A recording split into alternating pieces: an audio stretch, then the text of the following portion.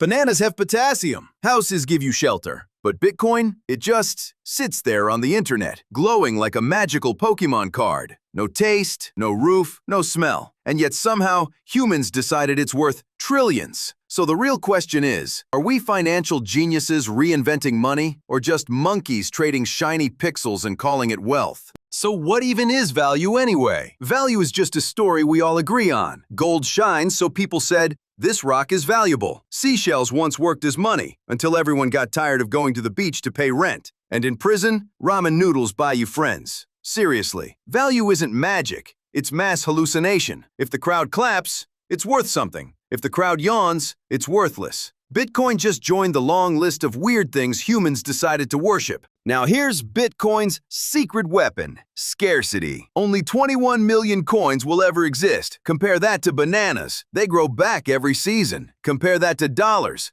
Governments print those like free flyers nobody asked for. With Bitcoin, no one gets to hit copy-paste on the money supply. It's math-enforced discipline. Try inflating it, the code just laughs at you. That's why people call it digital gold. Not shiny, not touchable, just stubborn numbers on a screen. And those numbers refuse to multiply without permission. But scarcity alone doesn't explain value. Bitcoin's power also comes from trust. And not trust in politicians, bankers, or your cousin Dave who still owes you $200 since 2015. Nope, this is trust in math. Cold, boring, unfeeling math. 2 plus 2 never needed a bailout. Bitcoin runs on rules, not rulers. No backroom deals, no midnight money printers. If the code says it, it happens. That's a kind of reliability money never really had before. For once, the system doesn't care about your feelings or Dave's excuses. And trust is nice, but money also needs utility. Bitcoin can move anywhere to anyone 24/7. No banks, no borders, no Monday holidays. Just math again. Try wiring money on a Sunday night. The bank laughs and says, "See you Tuesday." Bitcoin doesn't take weekends. It doesn't take vacations.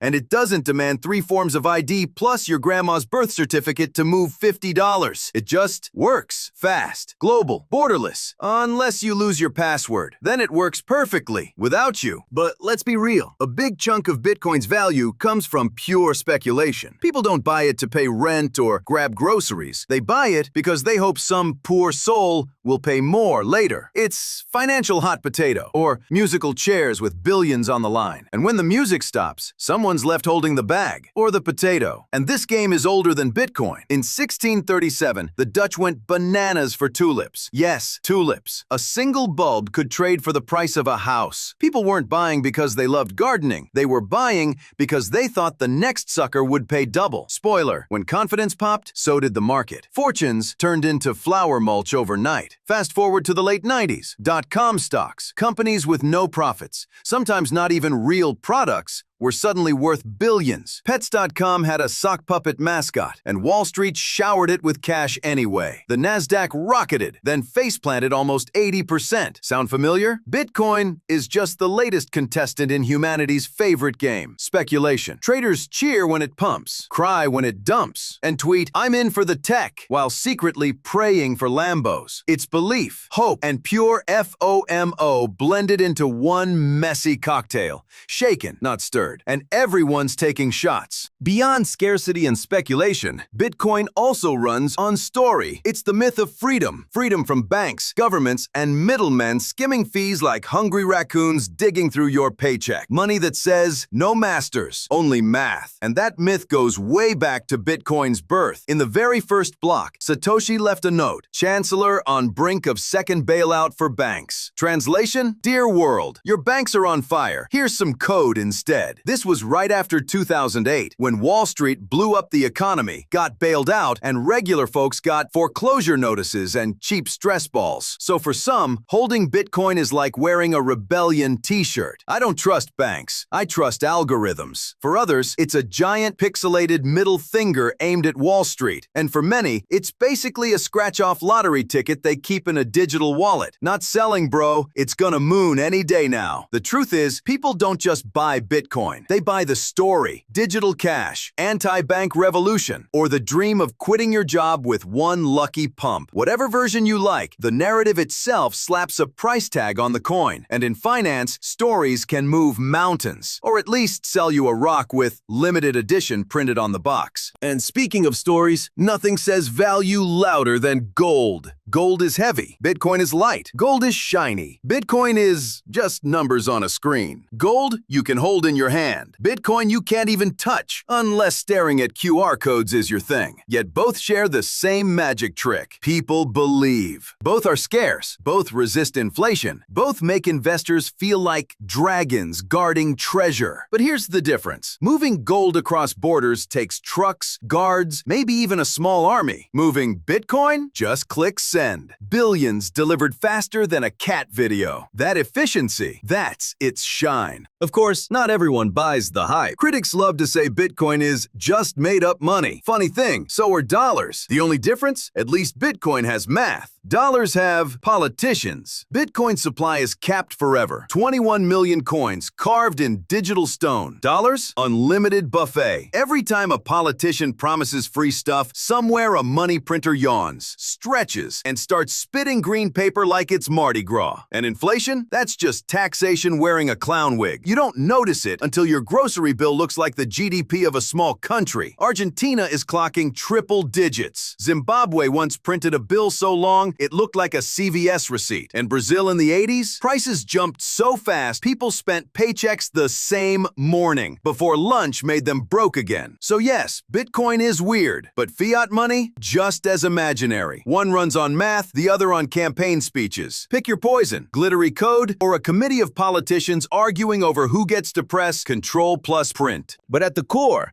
value isn't just rules or scarcity, it's people. Bitcoin's price is whatever the crowd decides. If tomorrow everyone says it's worth zero, poof, it's gone. If tomorrow the crowd agrees one coin buys a Lambo, better get in line at the dealership. That's money in a nutshell. Fragile, collective imagination. Markets rise on belief, collapse on panic. Bitcoin is just the same old game, only this time the scoreboard updates 24/7 and Twitter screams every single tick. So why does Bitcoin even have value? Because humans love shiny stories, math magic, and the eternal hope they'll get rich. Simple as that. Belief, scarcity, trust, and just enough chaos.